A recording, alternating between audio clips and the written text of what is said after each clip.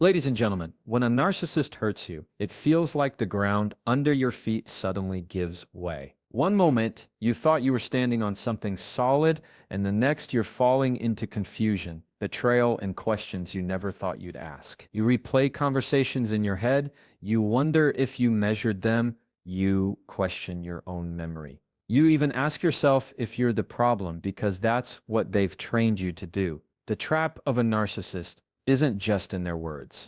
It's in how their behavior makes you doubt your worth, your perception, and your truth. But here's what I want you to hear clearly.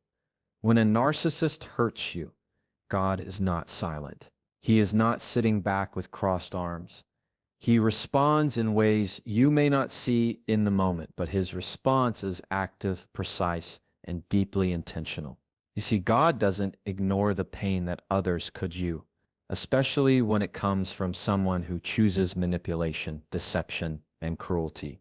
He sees the moments you cried when no one else was watching. He sees the nights you couldn't sleep because you kept asking, why would they treat me this way? And he sees how your heart wanted to love, wanted to give, wanted to trust, and how that was twisted and thrown back at you. God doesn't let that go unanswered. His responses may not always come in the way we expect, but they always come in the way we need. The first way God responds when a narcissist hurts you is through clarity. Think about it. One of the most damaging weapons a narcissist has is confusion.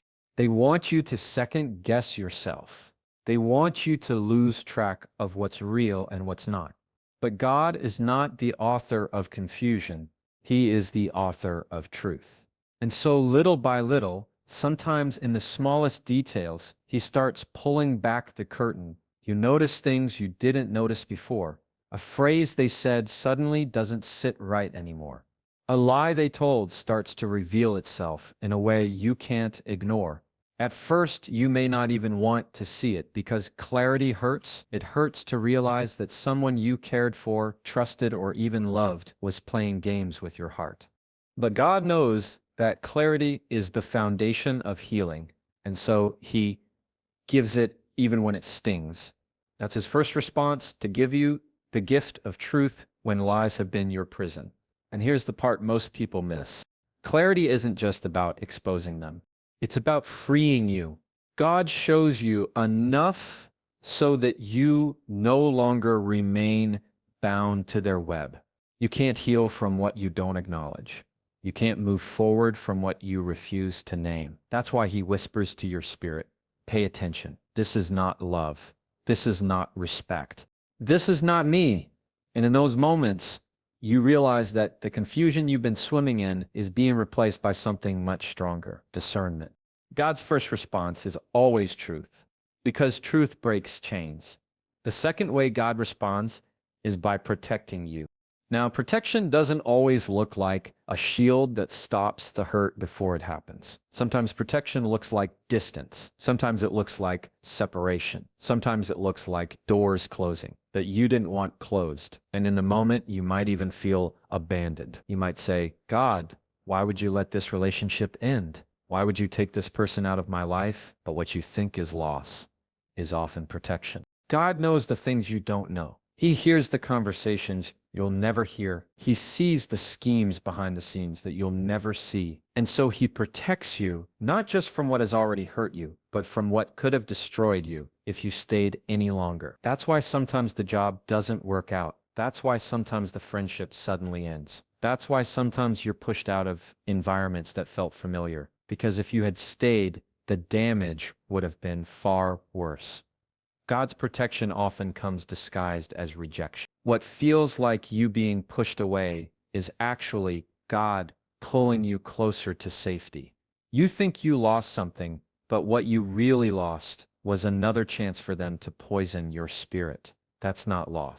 That's rescue. And maybe you're in that stage right now. Maybe you're wondering why God didn't let it last, why he let the breakup happen, why he let the distance grow. But you'll look back and realize that every inch of distance was a layer of armor. Every closed door was God saying, not here, not this time, not with them. His protection is often invisible at first, but undeniable later. The third way God responds when a narcissist hurts you is by strengthening you. You see, the enemy's plan when someone mistreats you is to break you, to weaken you, to leave you so shattered that you'll never trust or love again.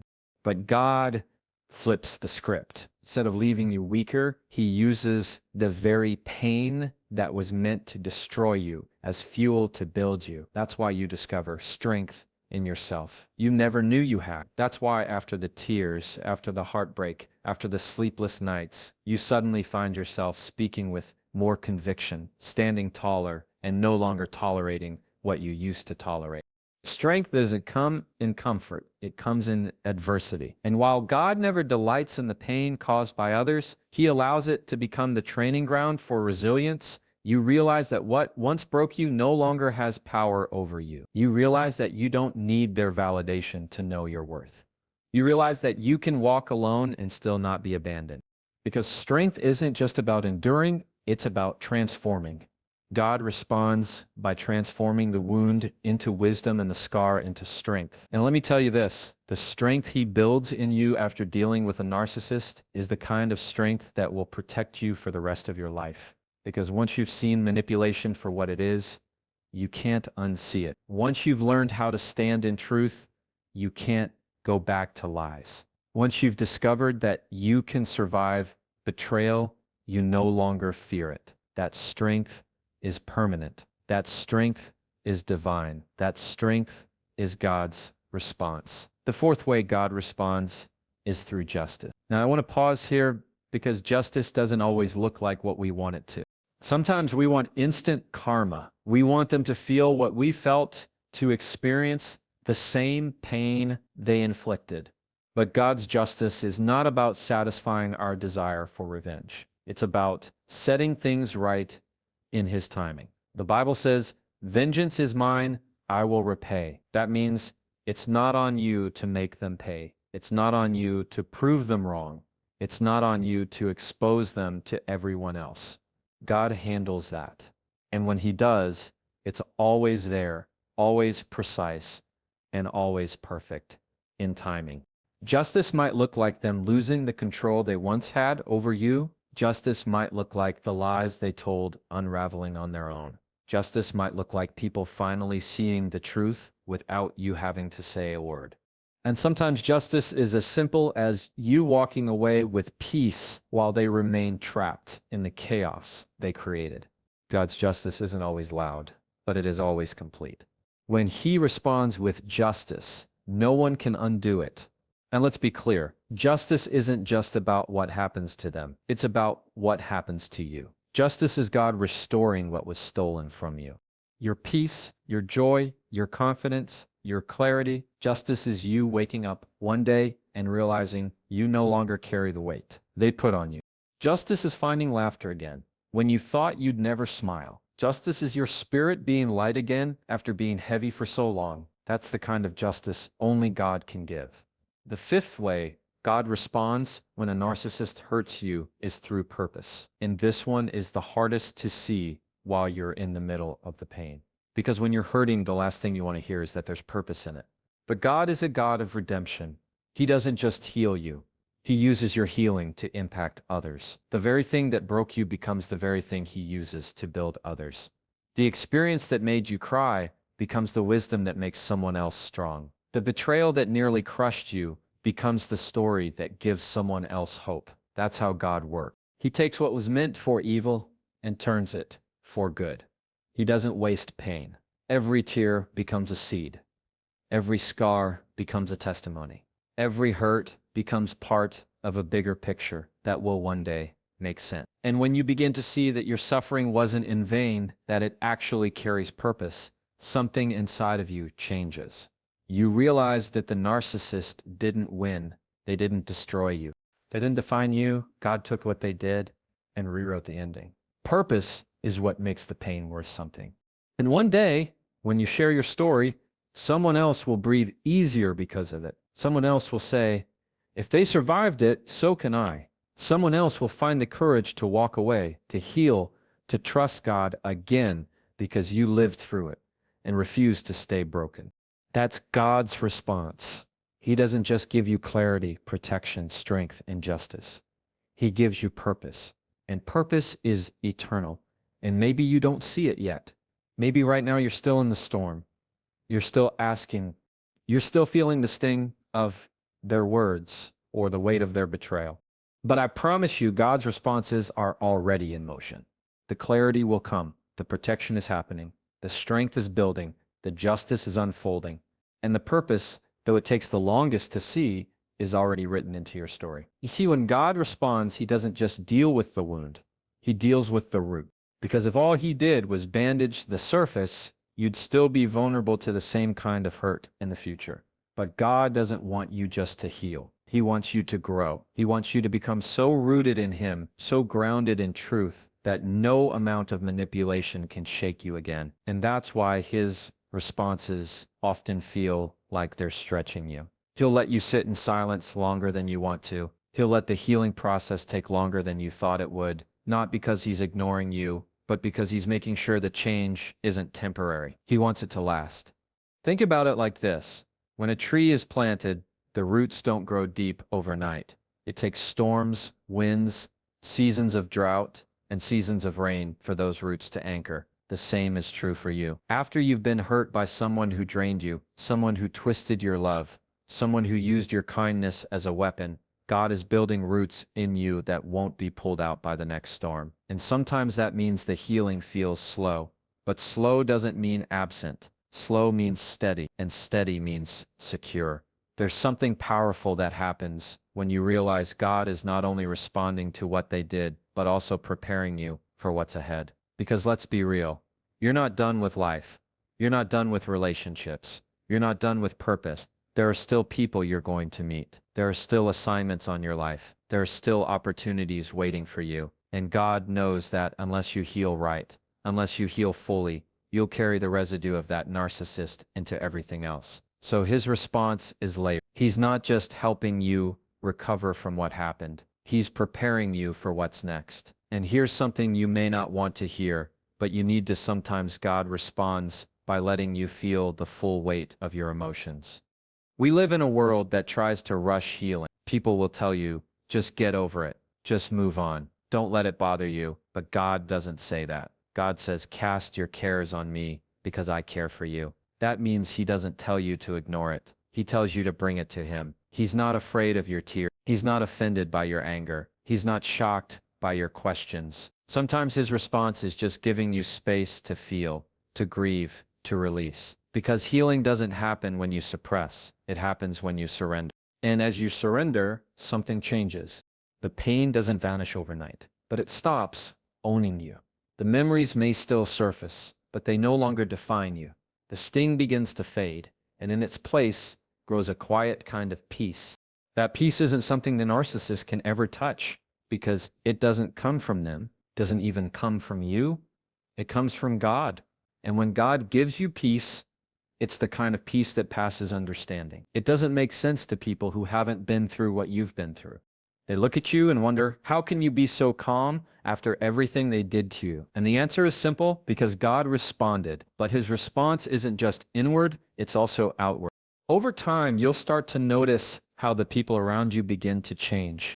Maybe he brings new voices into your life, voices that speak life instead of death, encouragement instead of criticism, honesty instead of deceit.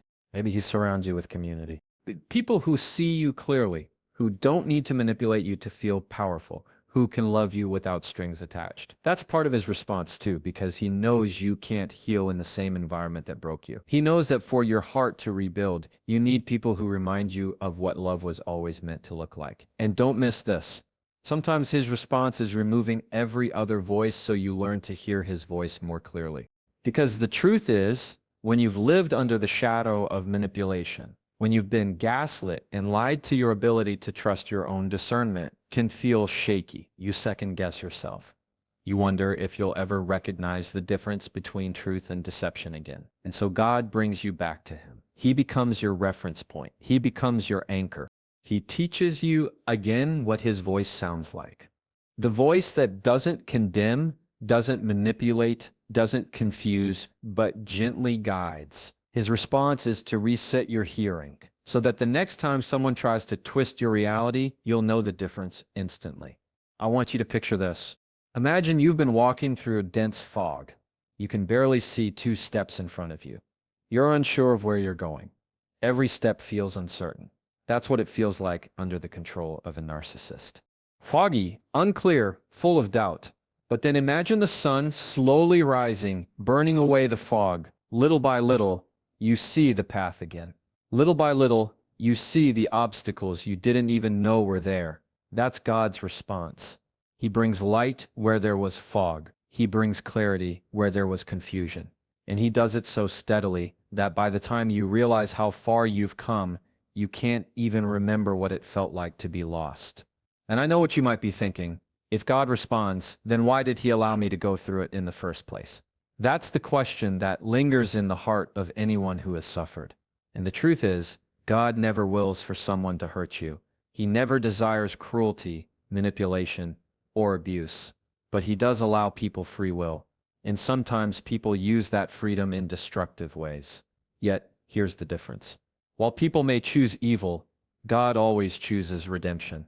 He takes what they meant for harm and uses it to shape you, refine you, and prepare you. He doesn't cause the pain, but he refuses to waste it. That's his response. And here's the part you may not realize yet. God's response is not only for your benefit, it's also for others. Because every time he restores you, every time he strengthens you, every time he sets you free, your life becomes a living testimony. You become proof to someone else that healing is possible. You become proof that you can walk through fire and not come out smelling like smoke. You become proof that no narcissist, no manipulator, no abuser has the final say over your destiny. And when people see that proof in you, it stirs something in them. It gives them courage. It gives them faith. It gives them hope. That's why the enemy fights you so hard. That's why the narcissist tried to silence you, to minimize you, to break you. Because if your story ever got told, if your strength ever got revealed, if your testimony ever came to light, it would set others free too. And so God's response isn't just about you. It's about the ripple effect your healing will have. You don't even know the lives that will change because you didn't quit, because you didn't stay down, because you let God respond. Sometimes his response looks like patience. He waits until you're ready to see. Because let's be honest, there were times when you weren't ready, times when you clung to the very person who was hurting you because you didn't want to let go, times when you mistook manipulation for love, times when you justified their behavior because the truth felt too painful. And in those moments, God didn't force you. He waited. He whispered. He nudged. But he never abandoned you. And when the time came, when your eyes were finally ready to open, he was there ready with clarity, protection, strength, justice, and purpose. That's his response, not just to meet you where you are, but to wait with you until you're ready to move forward. And one of the most beautiful responses of all is restoration. Restoration doesn't mean going back to who you were before the hurt. It means becoming someone stronger, wiser, and deeper than you ever imagined. It means regaining not only what was lost, but also what you didn't even know you were missing. You discover parts of yourself you hadn't met before. You step into confidence you didn't know existed. You find joy in places you never expected.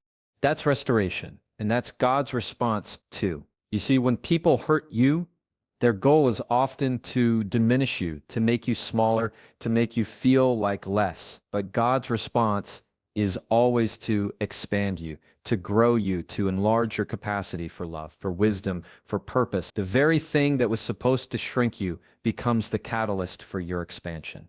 And that's how you know God's hand is in it. Because you don't just survive, you multiply. And maybe right now you're standing in the middle of the story, not the end. Maybe you're still in the stage of clarity or protection or strength building. Maybe justice hasn't unfolded yet. Maybe purpose still feels far away. But let me tell you, just because you can't see the full picture doesn't mean it isn't being painted. Just because you can't see the final chapter doesn't mean it isn't already written. God's responses are never incomplete. They may take time, but they always come full circle. So don't let the pain trick you into believing the silence means absence. Don't let the delay trick you into thinking God isn't moving. His responses are steady, layered, and precise. And one day you'll look back and realize that every step, every tear, every unanswered question was part of a larger plan to bring you here to freedom, to strength, to purpose. And when that day comes, you'll understand what you can't see now. That the narcissist's cruelty was never the end of the story. God's response always is. And here's something else that happens when God responds. He begins to reshape your identity. Because when a narcissist hurts you, they don't just wound your heart, they attack your sense of self. They chip away at who you think you are. They make you question your value. They make you second guess your worth. And if you're not careful, you begin to wear their lies as labels. You start to believe you're not enough, you're too much, you're unlovable, you're weak. That's their voice echoing in your head, not God's. And so when God responds, he begins peeling those labels off. He reminds you of who you are, and more importantly, whose you are. God whispers to your spirit, you are fearfully and wonderfully made. You are chosen, you are loved, you are seen, you are mine. And as those truths sink deeper, something inside you shifts. The words of the narcissist begin to lose their grip. The labels start to fall away. The lies no longer have the same power because God is reintroducing you to yourself, the self he created, not the self that was broken down by someone else's manipulation. And that reintroduction is part of his response. And let me tell you something. When God restores your identity, you carry yourself differently. You speak differently, you walk differently, you no longer accept crumbs when you were made for a feast. You no longer shrink yourself to fit someone else's insecurity. You no longer compromise your dignity just to keep false peace, because now you know the truth. Now you know that your worth was never up for debate, and that's the kind of transformation no one can take away from you. Another piece of God's response is timing. Timing is something we often struggle with because we live in a culture that wants everything instant. Instant healing, instant clarity, instant justice. But God operates on eternal timing, not human impatience. He knows when you're ready to handle the truth. He knows when you're strong enough to step away. He knows when the lesson has been learned deeply enough that it won't have to be repeated. His response is always perfectly timed, even when it feels delayed. Think back on your own life. How many times did you want something to end sooner? How many times did you cry out, God, please take this away now? And it felt like the prayer was unanswered. But looking back, can you see that the timing had a purpose? That if it had ended earlier, you might have gone back. That if clarity had come too soon, you might not have been ready to face it. That if justice had been delivered immediately, it wouldn't have taught you what it needed to teach. God's timing is not random, it's strategic. His response arrives not when you demand it, but when it will be most effective. And that's why patience is not punishment. It's preparation. Waiting is not God ignoring you. It's God aligning things behind the scenes. He knows that rushing healing leaves cracks in the foundation.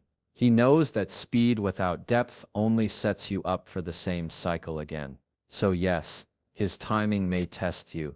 Yes, it may stretch you, but it's always for your good. And one day when you look back, you'll see why it had to happen when it did. And as God responds, he also teaches you to trust your own voice again. Because one of the cruelest tactics of a narcissist is to make you doubt your instincts. They'll say things like, that never happened, or you're too sensitive, or you're imagining things. Slowly, you begin to silence yourself. Slowly, you stop trusting the gut feelings God placed in you. But part of his response is reawakening that inner compass. He reminds you that discernment is a gift. He restores the connection between his spirit and your spirit, so that when something feels off, you don't dismiss it. You listen. And the more you listen, the stronger your confidence grows. You realize you don't need constant outside validation to know what's true. You realize you don't need to explain or justify your boundaries to people who are committed to crossing them. You realize that the voice inside of you aligned with God is trustworthy. That's a powerful response because you learn to trust your voice again. You are no longer an easy target. You're no longer someone who can be gaslit into silence. You're no longer someone who bends just to avoid conflict. You stand firm, and that firmness is part of God's answer. Now let's talk about something that feels heavy, loneliness. Because often after you've been hurt, there's a season of loneliness. The narcissist is gone. The chaos is gone. But so are the familiar routines, the constant interactions, even the false sense of companionship. And in that emptiness, you can feel abandoned. You can feel like you're standing alone in a vast silence. But here's what I want you to understand. That loneliness in that season is not punishment. It's detox. God is detoxing your soul from the toxins you've been breathing in for too long. And in that detox, he begins to fill the empty spaces with his presence. You start to realize that you're not truly alone. That in the quiet, his voice becomes clearer. That in the stillness, his comfort becomes real. That in the emptiness, his fullness begins to overflow. And slowly, loneliness shifts from being a void to being a sacred space. A space where healing happens. A space where strength grows. A space where you meet yourself and God in ways you never could in the noise of constant manipulation. That loneliness is not a curse. It's part of his response. And then comes something even more surprising, joy. At first it feels impossible. How can you laugh again after everything you've been through? How can you feel light after carrying so much heaviness, but then out of nowhere it happens? You find yourself smiling at something simple. You find yourself laughing without forcing it. You catch yourself feeling grateful for small moments of beauty. And you realize joy has returned, not because the pain never happened, but because God restored your heart beyond the pain. That's his response too. Not just to heal you enough to survive, but to heal you enough to thrive, to give you back joy that no one can steal. And here's what's powerful about that joy. It confuses the enemy, because the enemy's plan was to leave you bitter, broken, resentful, to leave you so hardened that you could never love again, never trust again, never open up again. But when joy returns, it proves the plan failed. When joy returns, it proves you're not defined by what they did. When joy returns, it proves God's response is always greater than human cruelty. And I want you to notice this. God doesn't just respond once and then move on. His responses are continual. Every stage of your healing, every new level of your growth, every new door he opens is part of his ongoing answer. This isn't a one-time rescue. This is a lifelong redemption. He walks with you, every step responding again and again until every wound is transformed into wisdom, every scar into strength, every broken piece into a testimony. And here's the beauty. The very pain that once made you cry will one day make you grateful. Not grateful that it happened, but grateful for what God did with it. Grateful for the clarity it gave you. Grateful for the strength it built in you. Grateful for the purpose it revealed in you.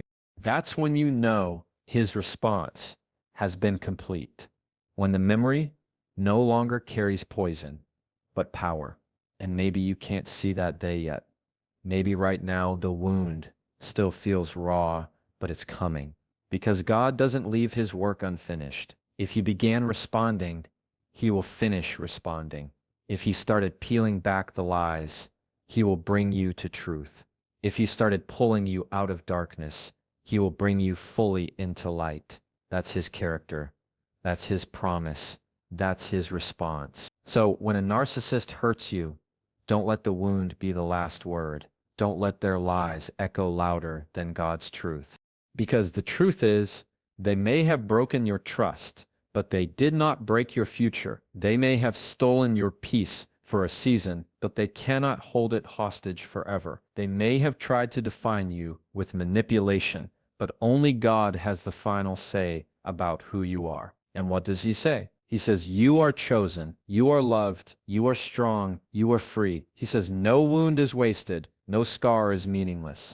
No betrayal is beyond his ability to restore. His response is not just to heal you, but to lift you.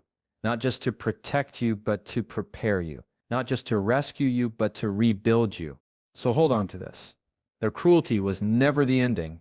God's response is the ending, and his ending is always better than what you lost, always greater than what they try to take, and always stronger than the hurt you carried. Walk forward in that truth, because his response has already begun, and nothing, not even the deepest pain, can stop what he has planned for